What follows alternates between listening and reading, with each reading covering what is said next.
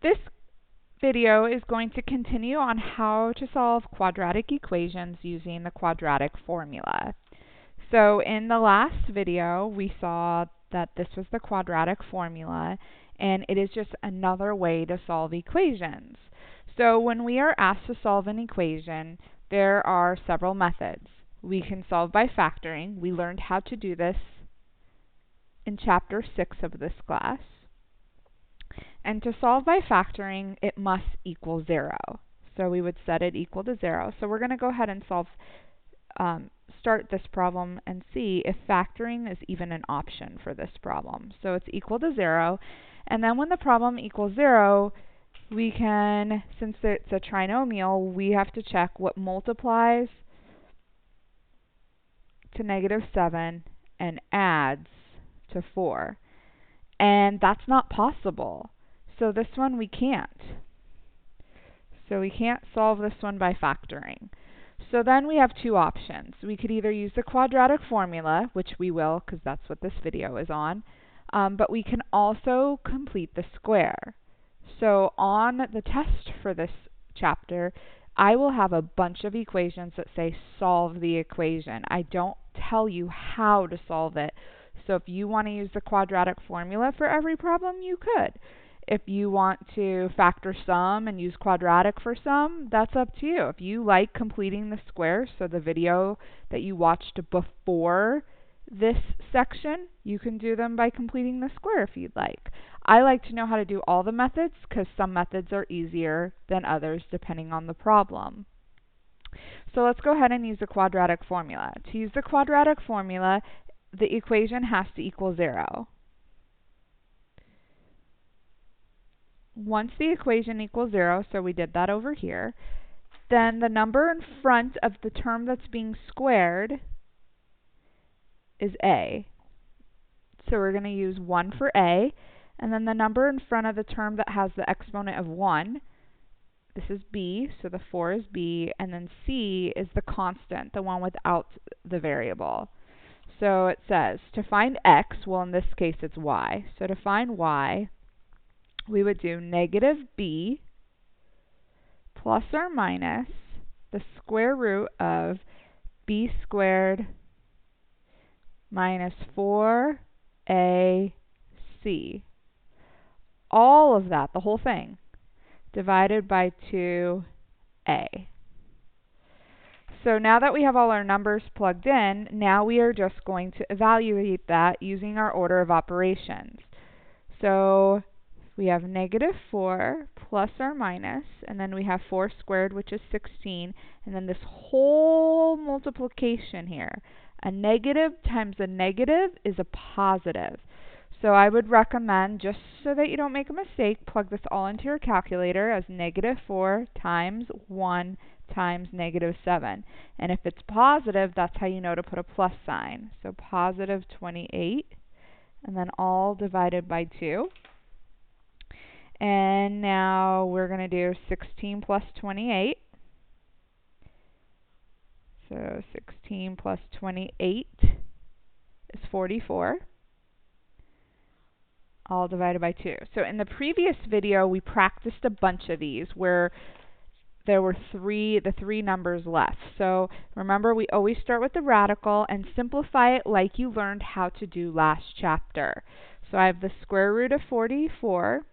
And I have to ask myself if any of the numbers on our perfect square list here can go into 44. So I know that 4 goes into 44 11 times. So 4 times square root of 4 times square root of 11 is square root of 44. And the square root of 4 is 2. And then we can't simplify square root of 11 any further because none of these numbers go into 11. So now I'm going to rewrite it as -4 plus or minus, and then 2 rad 11, all divided by 2. Then next, since there's still a radical here, we look at the number in front of the radical and ask if anything divides into 2, 4, and 2. So since 2 goes into all three of them, then it can be simplified. -4 divided by 2 is -2. 2 divided by 2 is just 1, so we don't need to put a 1 in front of a radical because it would just be multiplied and wouldn't do anything. And then 2 divided by 2 is 1, and anything divided by 1 is itself. So this would be our solution. So the exact answer is -2 plus or minus radical 11. You could write it like that. Or you can write your answer as -2 plus radical 11, comma, -2 minus, to show that that's two separate answers. And then it wants you to approximate it. We're going to go ahead and approximate it to the, let's go with the hundredths place. So we're going to enter this in our calculator as -2 plus the square root of 11. We're going to go to the hundredths place, so that means go to the third number, see if it's 5 or higher. So it's going to be about 1.32. And then if you have the same calculator, you can click the arrow up and change the plus to a minus. And then we have -5.32. Now, if we want to check this, if we go back to the original problem, if I plug in one of these, I'll get exactly 7. If I plug in one of these, it will be about 7. So I'm going to go ahead and use this just to show you. I'm going to plug in for y, -2 plus the square root of 11. Close the parenthesis on the radical. Another parenthesis to close this parenthesis, and then squared. And then plus 4 times, and since there's two things I need parentheses, so -2 plus the square root of 11, close it. And when I click equals, it should say 7, which it does. Now, if I use 1.32 instead, so if I do 1.32, because that's so much easier to type into my calculator, and then squared plus 4 times 1.32. When I click equal, it won't say 7, but it's going to be pretty close because it's the approximate answer. This is the exact way to get 7.